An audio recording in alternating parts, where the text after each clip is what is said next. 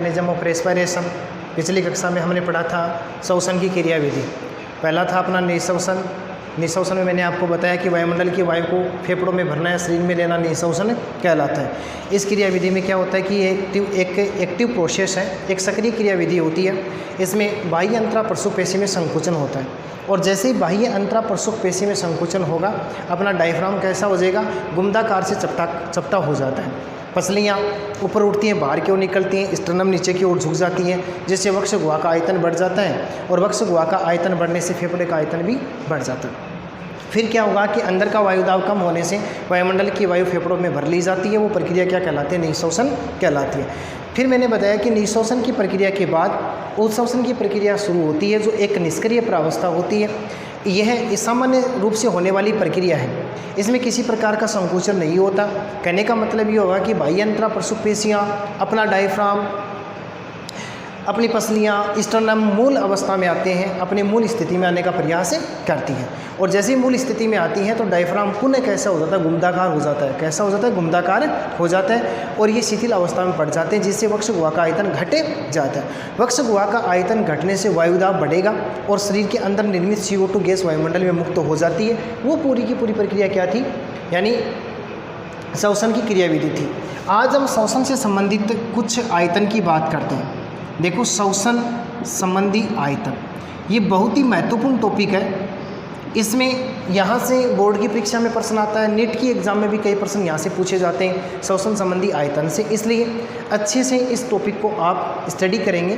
देखो, अब मेरे साथ जुड़िए। श्वसन संबंधी आयतन क्या है? पहले आयतन की बात करते हैं हम, ज्वारीय आयतन। देखो, ज्वारीय आयतन क्या है? टाइडल वॉल्यूम क्या चीज़ है? Tidal volume. टाइडल वॉल्यूम ज्वारीय आयतन क्या चीज़ है? निःश्वसन की प्रक्रिया में ग्रहण की गई वायु तथा उत्श्वसन की प्रक्रिया में मुक्त की गई वायु की मात्रा क्या कहलाती है? ज्वारीय आयतन कहलाती है। एक बार फिर से देखो परिभाषा को, निःश्वसन में ग्रहण की गई वायु की मात्रा और उत्श्वसन में मुक्त की गई वायु की मात्रा का जो योग है वो क्या कहलाता है? ज्वारीय आयतन कहलाता है। देखो, मनुष्य एक निःश्वसन में 500 ml वायु ग्रहण करता है तथा एक उत्श्वसन में 500 ml वायु क्या कर देता है? शरीर से बाहर मुक्त कर देता है। तो देखो, एक ज्वारीय आयतन में, एक निःश्वसन ज्वारीय आयतन में 500 ml वायु लेगा, एक उत्श्वसन ज्वारीय आयतन में 500 ml वायु वायुमंडल में मुक्त कर देता है। एक स्वस्थ मनुष्य 6000 से 8000 ml प्रति मिनट की दर से क्या करता है? ज्वारीय आयतन को दर्शाता है। कहने का मतलब क्या हुआ कि वह 1 मिनट में 6000 ml वायु निःश्वसित कर सकता है और 6000 से 8000 वायु उत्श्वसित कर सकता है। तो ज्वारीय आयतन क्या चीज़ हुआ? निःश्वसन में ग्रहण की गई वायु और उत्श्वसन में मुक्त की गई वायु का जो आयतन है या जो मात्रा वो क्या कहलाती है? ज्वारीय आयतन कहलाती है। अब इसमें दूसरा आयतन है निःश्वसन आरक्षित आयतन। देखो ध्यान से सुनना, निःश्वसन आरक्षित आयतन, निःश्वसन आरक्षित आयतन, inspiratory reserve volume, inspiratory reserve volume IRV, ये क्या चीज़ है? देखो, बलपूर्वक निःश्वसन की प्रक्रिया में ग्रहण की गई वायु की मात्रा निःश्वसन आरक्षित आयतन कहलाती है। वो तो सामान्य अवस्था में होने वाली, ज्वारीय आयतन तो सामान्य अवस्था में होने वाली प्रक्रिया थी। अब बलपूर्वक निःश्वसन की प्रक्रिया में ग्रहण की गई वायु की मात्रा क्या कहलाती है? निःश्वसन आरक्षित आयतन कहलाती है। निःश्वसन, इसका मान 2500 से 3000 ml होता है। ध्यान देना प्रिय विद्यार्थियों, निःश्वसन आरक्षित आयतन क्या है? बलपूर्वक निःश्वसन की प्रक्रिया में ग्रहण की गई वायु की मात्रा निःश्वसन आरक्षित आयतन कहलाती है, जिसका मान 2500 से 3000 ml होता है। फिर नंबर 3 बात करें, उत्श्वसन आरक्षित आयतन। देखो, उत्श्वसन, इसे हम उच्चवसित बोल सकते हैं, इसे हम बहिश्वसन आरक्षित आयतन कह सकते हैं। देखो, ये क्या चीज़ है? एक्सपायरेटरी रिजर्व वॉल्यूम क्या है? ERV क्या है? बलपूर्वक उत्सवसन की प्रक्रिया में निकाली गई या मुक्त की गई वायु की मात्रा क्या कहलाती है? उच्चवसित आरक्षित आयतन कहलाती है। एक बार फिर से देखो, बलपूर्वक के उत्सवसन की प्रक्रिया में मुक्त की गई वायु की मात्रा उच्चवसित आरक्षित आयतन कहलाती है, ERV है। इसका मान 1000 से 1100 ml होता है। इसका मान कितना होता है? 1000 से लेकर के 1100 ml तक होता है। अब देखो नंबर 4 की बात करें, अवशेषी आयतन। नंबर 4 देखो क्या है? अवशेषी आयतन RV, अवशेषी आयतन RV। बलपूर्वक निकाली गई वायु की मात्रा। देखो उत्सवसन की प्रक्रिया में यानी बलपूर्वक निकाली गई वायु की मात्रा के बाद जो वायु की मात्रा फेफड़ों में रहती है या फेफड़ों में जो वायु की मात्रा शेष रह जाती है उसे क्या कहते हैं? अवशेषी आयतन कहते हैं। इस परिभाषा को अच्छे से समझो। देखो क्या है कि उत्सवसन की प्रक्रिया में बलपूर्वक वायु की मात्रा शरीर से बाहर निकालेंगे, इसके बाद भी जो मात्रा फेफड़ों में शेष रह जाती है वो अवशेषी आयतन कहलाती है और इसका मान 1100 से 1200 ml तक होता है। 1100 से 1200 ml तक होता है। तो हमने कितने श्वसन संबंधी आयतन की बात की? 4। पहला कौन सा था? ज्वारीय, यानी ग्रहण की गई वायु की मात्रा और मुक्त की गई वायु की मात्रा क्या कहलाती है? ज्वारीय आयतन कहलाती है। नंबर 2 क्या था? निःश्वसन आरक्षित आयतन, यानी बलपूर्वक के निःश्वसन की प्रक्रिया में ग्रहण की गई वायु की मात्रा निःश्वसन आरक्षित आयतन कहलाती है, जिसका मान मैंने 2500 से 3000 ml बताया। फिर इसके बाद 3 नंबर था अपना उत्सवसन आरक्षित आयतन, यानी बलपूर्वक के उत्सवसन की प्रक्रिया में मुक्त की गई वायु की मात्रा उच्चवसित आरक्षित आयतन कहलाती है और जिसका मान कितना होता है? 1000 से 1100 ml होता है। फिर नंबर 4 था अपना अवशेषी आयतन RV। अवशेषी आयतन क्या होता है कि बलपूर्वक उत्सवसन की प्रक्रिया में बलपूर्वक मुक्त की गई वायु की मात्रा के अलावा जो वायु किसमें शेष रह जाती है? फेफड़ों में शेष रह जाती है, उसे अवशेषी आयतन कहते हैं और जिसका मान कितना होता है? 1100 से 1200 ml होता है। अब इनके अलावा श्वसन संबंधी कुछ कैपेसिटीज़ हैं। देखो श्वसन संबंधी क्षमताएं, उसमें सबसे पहली क्षमता है निःश्वसन क्षमता। निःश्वसन क्षमता, इंस्पायरेटरी कैपेसिटी, IC। ध्यान से देखना क्या होता है कि वायु की वह अधिकतम मात्रा जो एक निःश्वसन में ग्रहण की जाती है, निःश्वसन क्षमता कहलाती है। एक बार फिर से समझना क्या परिभाषा है कि वायु की वह अधिकतम मात्रा जो एक निःश्वसन में ग्रहण की जाती है वो क्या कहलाती है? निःश्वसन क्षमता कहलाती है। देखो इसको कैसे प्राप्त करते हैं? IC बराबर IRV और प्लस का TB, यानी ऐसे भी बता सकते हैं हम कि निःश्वसन आरक्षित आयतन और ज्वारीय आयतन का योग क्या कहलाता है? निःश्वसन क्षमता कहलाता है। या हम कह सकते हैं वायु की वह अधिकतम मात्रा जो एक निःश्वसन में ग्रहण की जाती है वो क्या कहलाती है? निःश्वसन क्षमता कहलाती है। देखो इसका काउंट करते हैं। IRV मैंने आपको बताया इसका अमाउंट होता है 2500 से 3000 ml और टाइडल वॉल्यूम कितनी है? 500 ml।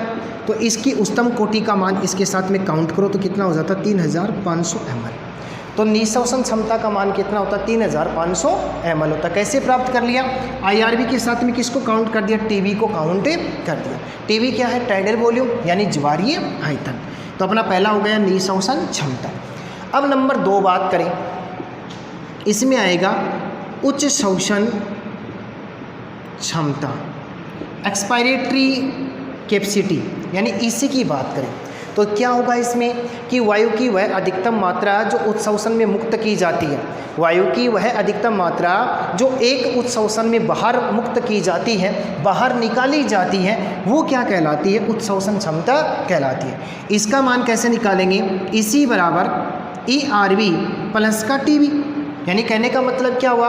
Expiratory reserve volume plus tidal volume का टोटल अमाउंट किसके बराबर होता है? EC के बराबर होता है। देखो मान कैसे प्राप्त करेंगे? इसका मान मैंने आपको बताया 1000 से लेकर 1100 ml और प्लस टाइडल वॉल्यूम का मान मैंने कितना बता दिया? 500 ml। तो इसकी उच्चतम सीमा को इसके साथ में काउंट कर लो तो अपने पास में कितना आ जाएगा? 1600 ml। तो उत्सवसन क्षमता का मान कितना होता है? 1600 ml होता है। अब नंबर 3 की बात करें, जैव क्षमता। जैव क्षमता क्या चीज़ है? देखो नंबर 3 में हम बात करते हैं जैव क्षमता यानी विटल कैपेसिटी, ये भी शानदार चीज़ है। विटल कैपेसिटी क्या चीज़ है? देखो जैव क्षमता का मतलब यहाँ क्या है कि एक निःश्वसन में ग्रहण की गई वायु की मात्रा और उत्श्वसन में मुक्त की गई वायु की मात्रा का जो योग है वो क्या कहलाता है? जैव क्षमता कहलाता है। एक बार फिर से देखो वीसी को कैसे काउंट कर लेंगे, एक बार फिर से देखना। निःश्वसन में ग्रहण की गई वायु की मात्रा तथा उत्श्वसन में मुक्त की गई वायु की मात्रा का योग क्या कहलाता है? जैव क्षमता कहलाता है। देखो तो फिर कैसे निकालेंगे? IRV प्लस ERV और प्लस TV, ये क्या है? ये क्या है? मैंने तो बताया था कि निःश्वसन में ग्रहण की गई वायु की मात्रा और उत्श्वसन में मुक्त की गई वायु की मात्रा, फिर TV कहाँ से आ गया? तो मैंने ये भी बताया था कि ये जो अपना वॉल्यूम है इसका, कि इसमें जो मात्रा किसमें शेष रह जाती है, यानी टाइडल वॉल्यूम है निःश्वसन की प्रक्रिया में, वो उसको साथ में काउंट करना पड़ता है। तो देखो मान निकालते, इसका मान था अपने पास में 2500 और कितना है 3000, प्लस ERV का मान है 1000 से लेकर के 1100 और प्लस टाइडल वॉल्यूम का मान कितना अपने पास में 500। तो इसकी उच्चतम सीमा को लिखो 3000, इसकी उच्चतम सीमा है अपने पास में 1100 और आगे कितना हो गया 500। काउंट करो टोटल तो अपने पास में कितना आ जाएगा 4600 ml। तो जैव क्षमता कितनी होती है फेफड़ों के लिए? 4600 पाई जाती है। कैसे काउंट कर लिया? IRV plus ERV plus tidal volume, इसके साथ में काउंट करेंगे तो अपने पास में कितना आ जाएगा 4600 ml मानी जाती है। ये किसकी मात्रा हो गई? जैव क्षमता की मात्रा हो गई।